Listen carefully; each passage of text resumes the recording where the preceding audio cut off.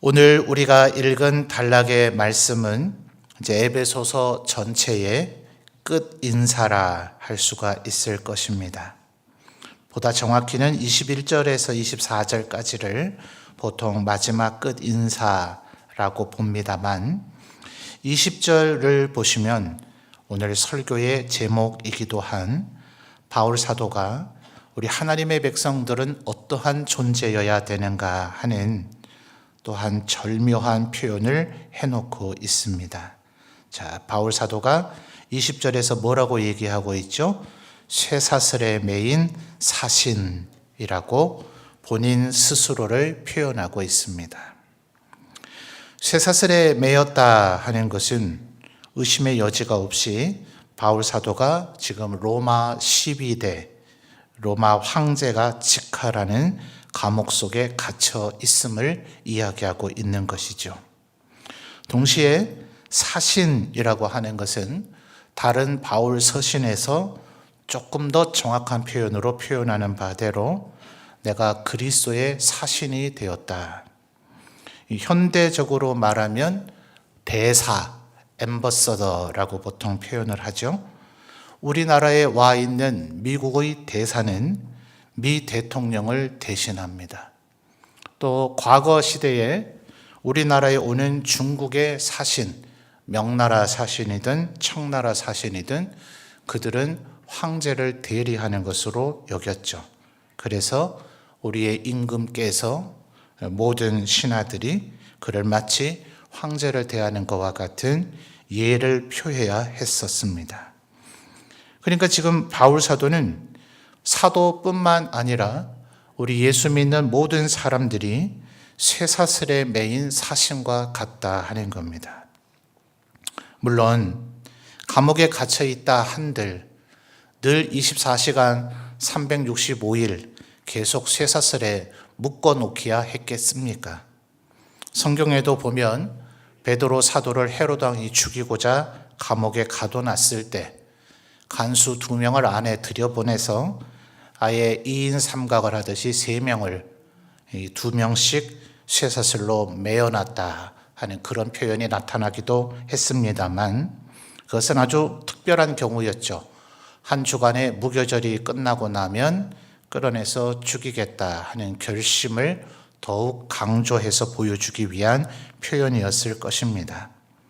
그러니 모든 죄수들을 아주 흉악한 범죄자이거나 또 감옥 안에서도 난동을 부릴 것이거나 혹은 탈옥의 위험이 있거나 혹은 간수들을 상해할 위험이 있는 자가 아니라면 감옥 안에 있는데 뭘 또 쇠사슬까지 묶어 놓겠습니까?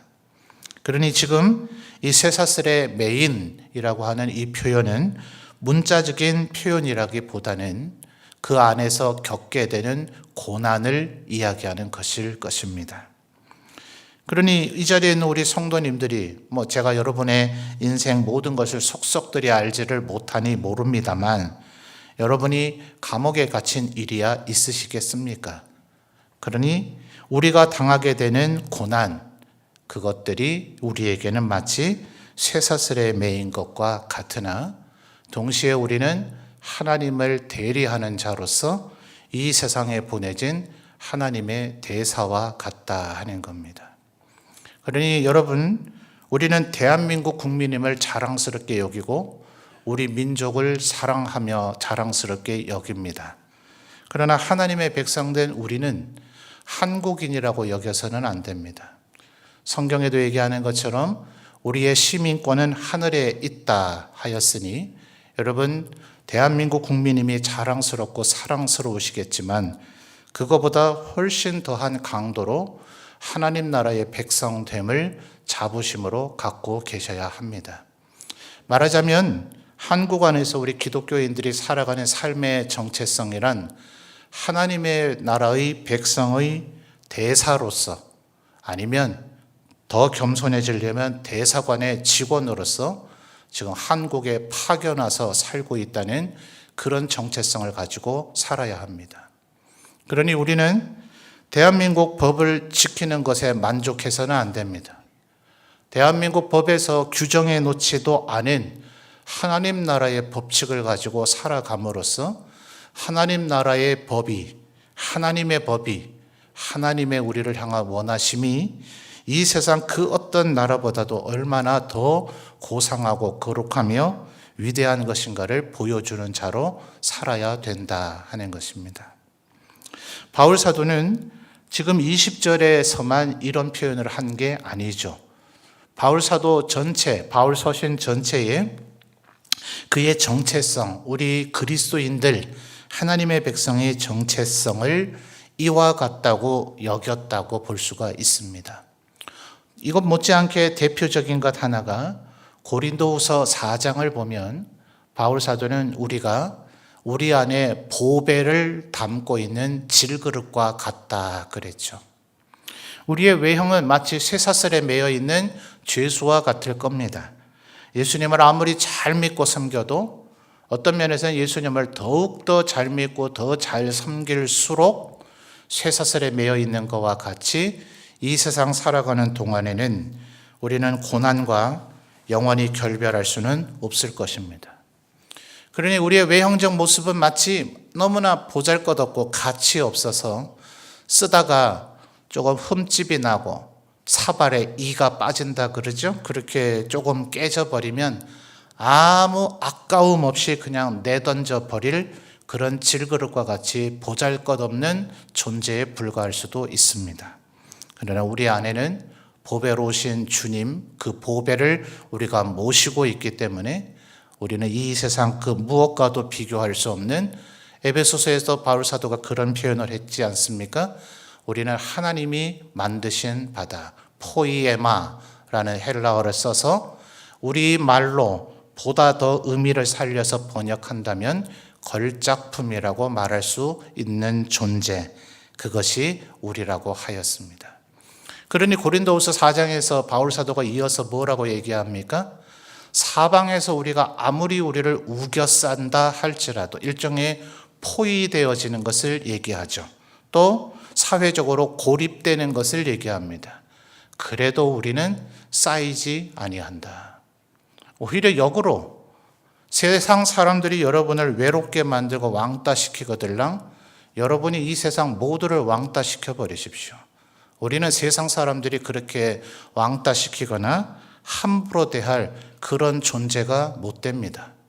하다못해 군 부대에 위병소에 경계 근무를 쓰고 있는 이들, 더러 부사관 분들이 그 병사들을 지휘하기도 하겠습니다만 계급장은 가짜로 병장 계급장을 달고 있을지 모르겠습니다만 병력이 무한대로 있는 게 아니니 이병 일병인들 왜 경계 근무를 안 서겠어요? 그런데 그 부대가 투스타 장군이 있는 부대라면 혹은 쓰리스타 장군이 있는 부대라면 그 2등병 1병을 때리거나 건드리면 그가 당하는 처벌은 투스타, 쓰리스타를 폭행한 죄로 다스리게 됩니다.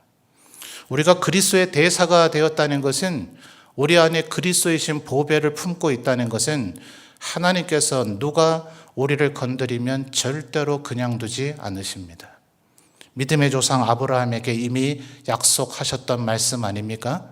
내가 너에게 복을 주어서 네가 복 자체가 될 것이라. 너를 복 주는 자는 내가 덩달아 그도 복받게 만들고 너를 저주하는 자는 내가 저주할 것이다. 그러니 신약 성경에서도 주님 계속해서 구약으로부터 얘기하죠. 원수 갚는 것은 내가 알아서 한다. 내가 해줄 것이니 너는 오직 내 백성답게 고상하고 우아하게 사랑하고 용서하고 관영하는 것만 하라 라고 이야기하시죠. 또 고린도후서 4장에서 바울 사도는 이어서 얘기하기를, 이렇기 때문에 우리의 겉사람은 날이 갈수록 후패해질 것이다. 아무리 건강을 위해서 운동을 한다 할지라도, 아무리 좋은 것을 먹고 약을 먹는다 할지라도, 또 현대의학의 도움을 받아 여자분들 얼굴에 주사 맞는 거 용어를 제가 맞아본 적이 없어서 맞는 거 있더라고요.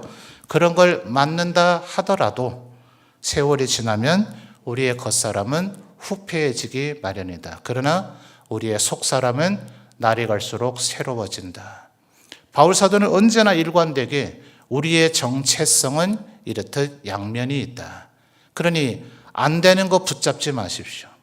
늙어지고 썩어지고 낡아져갈 겉사람 새롭게 하는데 우리의 마음을 빼앗기지 말고 우리의 영혼을 새롭게 하는 것에, 어차피 우리는 질그릇과 같은 존재이니 우리의 외형을 치장하지 말고, 그래서 베드로 사도도 베드로전서 3장에서 여인들이 좋은 옷 입고 얼굴을 단장하고 장식품으로 장식하는 그런 것으로 장식하지 말고 너희 마음이 평안한 안정의 심령의 새로운 것으로 이 세상 그 어떤 것에도 두려워하지 아니하고 오직 하나님만 두려워하는 자가 되도록 너희의 속사람을 단장하라. 사도들은 일관되게 이야기하고 있어요.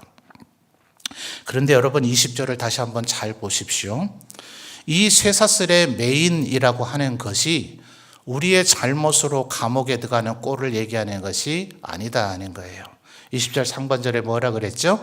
이 일을 위하여 내가 쇠사슬에 매인 사신이 되었다는 거예요. 도대체 이 일이 뭡니까?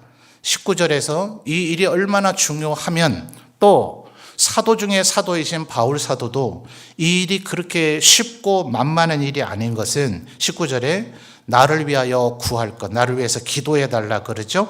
내게 말씀을 주사 나로 입을 열어 복음의 비밀을 담대히 알리게 하옵소서라고 기도하라는 거예요. 여러분 19절을 다시 잘 보시면 바울 사도가 기도해 달라는 정확한 내용이 뭡니까? 세 가지로 분류할 수 있죠. 첫째 뭡니까? 내게 말씀을 주시도록 하나님께 기도해 달라. 하나님 바울 사도에게 성령으로 기름 부어 주셔서 그에게 언제나 말씀이 흘러 넘치게 하옵소서. 두 번째 뭡니까? 나로 입을 열게 해달라.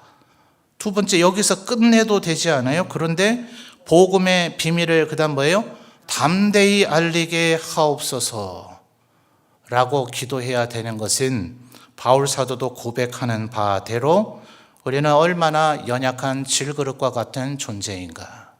그러니까 이 말의 내용은 바울 사도라고 해서 날마다 언제나 늘 항상 담대하게 하나님의 말씀을 전할 마음 상태가 되어 있지 않았다 하는 거죠. 그러니까 고린도후서 1장에서 그렇게 얘기하잖아요. 내가 죽을 거와 같았다. 사형 선고를 받은 것 같았다. 살 소망이 끊어졌다라고 얘기하잖아요.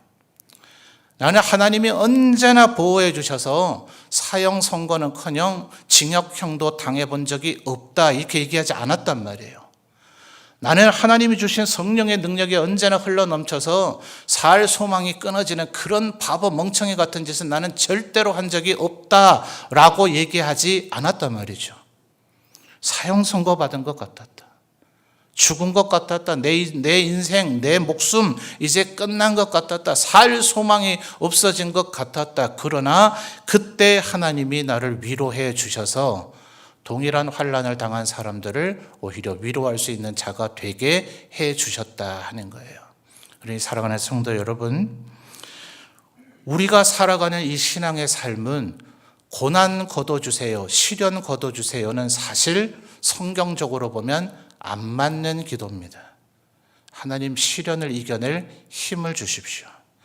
그까짓 고난쯤이라고 여길 수 있는 담대함을 주십시오. 그 능력을 주십시오 라고 기도하는 것이 더 맞다 하는 겁니다. 물론 하나님은 우리의 연약함을 아시기 때문에 우리의 형편, 우리의 또 숙련도 또 혹은 여러분의 연약함에 따라서 어떤 이는 이 환난과 시련을 거두어 주시기도 하실 것입니다. 그에게는 지금 그 레벨 정도이기 때문에 그에게 하나님께서 너 더 견뎌봐, 너 할 수 있어 라기보다는 아이고 안 되겠다, 너는 급하다, 일단 건져내 놓고 연단시키는 건 후에 좀 더 생각해 보자 라고 판단하신다면 우리에게 그런 은혜가 임할 것입니다. 그러나 우리의 모든 기도가 천편일률적으로 예수 어제 믿은 사람이나 50년 믿은 사람이나 언제나 우리가 주여 환난 없게 하옵소서, 시련을 거두어 주옵소서 라고 기도해서야 되겠느냐 하는 것입니다. 우리 성도들의 기도가 훨씬 더 어른 같고 용감한 전사 같으시기를 주님의 이름으로 축원합니다. 우리를 담대하게 하옵소서. 이렇게 기도할 수 있는 능력. 내가 다 골리앗 앞에 오직 하나님만 의지하며 나아가리라 라고 말할 수 있는 담대한 능력이 우리에게 있기를 서로 기도하시는, 사도도 기도해 달라고 얘기했지 않습니까? 그러니 우리들이 서로에게 기도를 부탁하는 것, 그가 가장 지혜로운 자고 그가 가장 신앙의 깊이에 서 있는 자라고 말할 수 있을 것입니다. 그러니 여러분, 지금 바울 사도는 바로 이것 때문에, 내가 복음의 비밀, 19절 다시 보시면 복음의 비밀을 담대히 알리도록 하기 위해서 지금 쇠사슬에 갇힌 자가 되었다 하는 거죠. 베드로 사도도 이 얘기를 하지 않습니까? 우리는 이 세상을 지날 때 나그네와 같다. 언젠가 주님 앞에 섰을 때 우리가 이 세상에서 얼마나 잘 살았는가 주님 앞에 평가를 받게 될 것인데, 만약 이 세상에서 우리가 범죄한 것 때문에, 세상적 가치로도 범죄한 것 때문에 고난을 당했다면 누구에게 하소연할 것이며 그날 주님 앞에 우리가 무슨 소리를 듣게 되겠는가. 그러나 의를 위하여, 복음을 위하여 고난을 받는다면 그날 하나님 앞에 칭찬받게 될 것이니 오직 그리스도 때문에, 오직 하나님의 영광 때문에, 오직 우리의 복음 때문에만 고난받는 자가 되라. 그러니 이 세상에서 누구도 우리에게 트집 잡지 않도록, 그 누구도 우리를 폄훼하거나 비방하지 않도록 하나님의 성령으로 말미암아 거룩하고 고결한 삶을 살아가기를, 그것이 다음 시간 주일 저녁쯤에 우리가 살펴볼 구원의 서정 7번째인 성화라 하는 겁니다. 주님은 우리를 위해서 분명히 창세전에 예정하셨고 나 대신 죽으셨고 우리에게 의롭다고 칭해 주셨고 성령으로 지금도 능력으로 역사해 주시지만 주님은 우리에게 작은 소망이 갖고 계십니다. 내가 너를 거듭나게 했으니 이제 두 번째 기회가 너에게 주어졌으니 마치 에덴 동산에 있는 아담과 같이 너에게 다시금 선을 행할 수도 있고 악을 행할 수도 있는 자유의지를 다시 한번 너에게, 거듭난 너에게 부여해 주니 이제는 좀 하나님 앞에 영광 돌리며 살면 안 되겠니? 타락돼서 추방되어져서 영적으로 죽어버린 우리는 선을 행한 의지도 없고 선을 행할 능력도 없었습니다. 여러분, 창세기를 읽다가 아담과 하와를 보면 너무나 안타깝지 않습니까? 때로 너무나 한심해 보이지 않습니까? 그걸 뭐 하려고 받아먹었노? 뭐 때문에 그 뱀의 관계에 그토록 쉽게 넘어갔느냐 생각해 보지 않으셨어요? 어쩌면 우리는 그 동일한 시험선상에 서 있습니다. 오늘 우리가 예수 믿고 나서 거듭난 이후에, 하나님의 백성된 이후에 우리가 겪고 있는 모든 시험과 유혹은 에덴 동산에서 아담과 하와가 당한 것과 동일한 시험을 받고 있는 겁니다. 이겨내십시오. 그 아담으로 말미암아 우리에게 원죄가 드리워져 사망의 고통 아래 여전히 살고 있다는 것을 우리가 너무나 서글프게 여긴다면 이제는 믿음으로 용기를 내십시오. 물론 내 힘으로 하는 것은 아닙니다. 성령께서 우리를 도우실 때 우리는 능히 싸워 이기고 승리할 수가 있을 것입니다.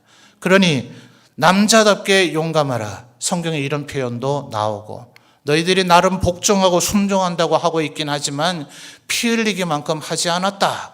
이렇게 얘기하는 이유가 바로 거기에 있는 거죠. 하나님이 능력을 주실 것이니 싸워 이겨서 승리하되 절대로 우리의 연약함과 허물 때문에 쇠사슬에 매이는 자가 돼서는 안 될 것이다.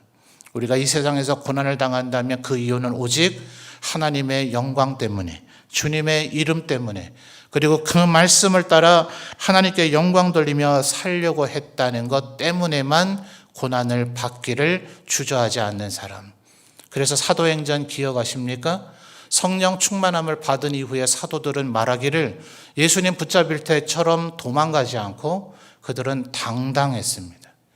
그리고 그들은 말하기를 누가 감히 예수의 이름 때문에 아무나 고난을 받는가? 우리가 예수의 이름 때문에 고난받는 자가 되었음을 영광스럽게 여겼더라 하는 것입니다. 우리 성도들에게도 이 믿음이 있으시기를 주님의 이름으로 축원합니다. 그래서 21절을 보면 사실상 21절 하반절에 나타난 두기고 그가 바로 이 에베소에 보내는 이 편지를 들고 온 거죠. 골로새서에도 보면 이 사람의 이름이 나타납니다. 그래서 골로새에도 이 편지를 보낸 이가 두기고구나. 그러니 지금 바울 사도는 지금 21절을 기록할 때까지는 에베소인들이 아직 이 편지를 받아본 게 아니잖아요. 그렇죠? 21절을 적고 24절까지 적어서 이 두루마리를 봉해서 두기고의 손에 쥐어주면서 어서 속히 에베소로 향해 가라 하고 나서 몇 개월이 지난 후에야 그들이 펼쳐 읽을 것이니, 지금 바울 사도가 어떤 고통 가운데 있는지, 그가 무슨 생각을 했는지 아직은 21절을 적을 무렵에 아직은 에베소인들이 알 리가 없죠. 그래서 21절에 나의 사정 곧 내가 무엇을 하는지 너희에게 알리려고 한다. 그래서 두기고가 이 편지를 들고 너희에게 갔다 하는 겁니다. 내가 무엇을 하는지. 자, 뭐 하고 있습니까? 아까 20절에 바울 사도가 본인 스스로를 뭐라고 얘기했다고요? 쇠사슬의 메인 사신. 여러분, 이 사신의 역할이 어떨 때 해야 되겠습니까? 미 대통령이, 아니요, 반대로 생각해 보죠. 우리 한국 대통령, 한국 정부가 예를 들어 이란이나 또 혹은 이스라엘이나 이런 곳에 대사를 보냈다 합시다. 이 대사가 언제 대사 역할을 하기만 바라겠습니까? 그 나라 대통령이, 이스라엘 대통령이 대사를 환영하는 리셉션 파티를 열어줄 때이겠습니까? 그곳에 나아가 있는 우리 국민들이 새 대사님이 오셨다라고 대사님을 환영할 때만 대사 역할을 하기를 바라겠습니까? 지금 같은 전쟁의 참상 속에서 누가 언제 미사일 맞아 죽을지 모르는 그 상황 가운데서 대사가 진정한 대사의 역할을 하기를 바라지 않겠어요? 그곳에서 우리 국민을, 자국민을 보호하고 이스라엘 정부를 향해서 대한민국 정부를 대표해서 우리 정부의 의지를 표현하고 감히 한국인을 소홀히 대하는가라고 때로는 항의하는 등의 역할을 해주기를 바라지 않겠습니까? 그래서 21절에 내가 무엇을 하는지 다양한 얘기가 여기에 담겨 있겠지만 20절에 나는 쇠사슬의 메인 사신이다 하는 것은 내가 지금 이 늙은 나이에 감옥에 갇혀 있지만 나는 복음을 전하려는 것에 조금도 흔들림이 없다는 것을 에베소인들 너희도 알기를 바란다. 진정한 복음이 있는 자는 환난과 시련에 조금도 요동치지 않는 자다. 내 인생에 고난이 있어도 내 마음에 흔들림이 있어도 왜 위축되지 않을 리가 있겠습니까? 그러니 19절에 나를 위하여 구할 것은 이라고 기도 부탁은 할지언정 내가 해야 될 일은 절대로 놓지 않죠. 하나님이 살아계시다면 내가 왜 이렇게 늙어서까지 또 감옥에 갇혀야 되는가? 나 더 이상 사도의 역할 안 해! 하고 때려치운 게 아니라 왜 하나님은 늙어있는 나를 이렇게 보호해주지 않으시냐라고 하나님을 원망한 게 아니라 내 평생토록 주를 위해 헌신했거든 내가 얼마나 더 해야 되느냐라고 얘기한 것이 아니라 나는 지금 쇠사슬에 매여 있지만 그래도 여전히 나는 그리스도의 대사로서의 품위를 유지하고 주께서 내게 맡긴 사명을 여전히 뚝심 있게 나는 행하고 있다. 내가 무엇을 하는지 너희 에베소인들이 알기를 바란다 라고 얘기하고 있는 것이죠. 그러니 여러분, 쇠사슬의 메인 사신이라 하는 것은 단순히 우리는 이런 존재다라는 것만을 얘기하는 것이 아니라 이렇게 살아야 한다는 것을 얘기하고 있는 것입니다. 여러분의 삶에 고난이 있어도 흔들리지 마시기를 주님의 이름으로 축원합니다. 누가 여러분을 우겨싼다 해도 여러분이 그들을 왕따 시켜버리십시오. 절대로 우겨쌈을 당하지 마십시오. 우리는 그렇게 보잘것없는 존재가 아닙니다. 우리 안에 계신 그리스도는 이 세상 그 무엇보다 존귀하시고 영화로우신 분을 우리가 모시고 있습니다. 남들이 우리를 그렇게 함부로 대해도 되는 존재가 아닙니다. 그들이 어찌 감당하려고 하는지, 하나님의 진노를 어찌 감당할지 그저 그들을 불쌍히 여기시고 의연히 대하시는 우리 성도들이 되시기를 바랍니다. 그래서 22절에 심지어 이 얘기를 하죠. 우리 사정을 알리고 그 다음 뭐예요? 또 너희 마음을 위로하기 위하여 내가 두기고를 보냈다는 거예요. 위로하는 방법도 여러 가지가 있을 것이고 위로하는 내용도 여러 가지가 있을 거예요. 여러분, 뭐가 위로가 될까요? 에베소인들이 바울 사도가 갔던 모든 곳들이 그랬습니다만 1차적으로 바울 사도는 유대인의 회당이 있으면 회당을 먼저 찾았습니다. 회당이 없다면 빌립보가 대표적인 경우죠. 여자분들 빨래하는 데까지 가서라도 어디서 복음을 전할까 하다가 자주색 옷감 장사하는 루디아를 만나 우리 집이 널찍하니 거기서 지내시면서 거기서 이 귀한 복음을 전하시죠 하게 됐더란 말이죠. 그러니 1차적으로 유대인들이 언제나 바울 사도를 핍박했습니다. 그리고 로마 제국의 충성스러운 자들, 지금까지 우상 숭배했던 이들, 그리고 사악한 삶의 습관 속에서 살았던 이들이 바울 사도를 몹시 싫어했어요. 그래서 에베소도 예외가 아니었죠. 에베소는 아뎀이라고 하는 풍요를 상징하는 여신을 숭배하고 있는 도시요, 거대한 아데미 신전, 이게 세계 7대 불가사의 중에 하나 아닙니까? 거대한 아데미 신전이 있어서 그 아데미를 마치 라헬이 손에 들었던 드라빔처럼 손에 휴대할 수 있는 것까지 작은 아데미 신상도 만들어서 팔아먹는, 그래서 거대한 아데미 신전에 예배하니 거기에 신전에 속해 있는 자들이 그걸로 먹고 살고, 대부분의 에베소인들은 작은 아데미 신상을 만들어 그걸로 팔아먹고 살고, 이렇게 우상숭배가 능했으니 그곳에 마술을 행하는, 이렇게 마술을 행하라 라는 책까지 판매돼서 그 책을 다 불살랐더니 은 5만 양이나 될 정도의 어마어마한 양이었다. 오직 이 세상의 유일한 신은 여호와 하나님 한 분뿐이시다. 그의 아들 독생자 예수 그리스도 삼위일체 하나님 뿐이시다 라고 바울 사도가 전하니 아데미도 숭배하지 않고 더 이상 소형 아데미도 휴대하지 않고 마술책도 쓸모가 없다 싶으니 에베소인들이 폭동을 일으켰었죠. 그 폭동은 그냥 아무 이유 없는, 근거 없는 이유라고 그냥 해산되어진 것이 사도행전 19장을 보면 자세히 기록이 되어져 있습니다. 자, 그러니 바울 사도가 에베소를 떠난 이후 에베소인들은 평안하고 안전한 가운데 신앙생활을 할 수 있었을까요? 아니라니까요. 초대교회 모든 교회는 에베소든 빌립보든 골로새든 라우디게아든 빌라델비아든 모든 교회들이 예외 없이 무수한 핍박과 순교를 각오하며 예수를 믿어야만 했습니다. 그러니 바울 사도가 지금 22절에 에베소인들에게 주고자 하는 너희 마음을 위로하는 것은 뭘까요? 에베소인들아, 힘내라. 하나님이 너희를 도와주실 것이다. 너희의 삶이 평안해질 것이다 라는 것이 위로가 됐겠습니까? 하나님의 능력이 없으셔서가 아니라 AD 313년이 될 때까지 아직 교회사에 기록되어 있는 10대 대박해는 아직 시작도 안 됐어요. 성경 속에 있는 얘기 가운데서도 무수히 많은 고난의 얘기가 나오지만 실상은 성경의 기록이 끝난 후 콘스탄틴 황제라는 사람이 기독교를 더 이상 박해하지 않는다, 더 나아서 기독교를 국교로 해주겠다라는 선포를 하기 전까지 무려 300년 가까운 세월 동안 우리의 믿음의 선조들은 늘 순교하고 죽어야만 했단 말입니다.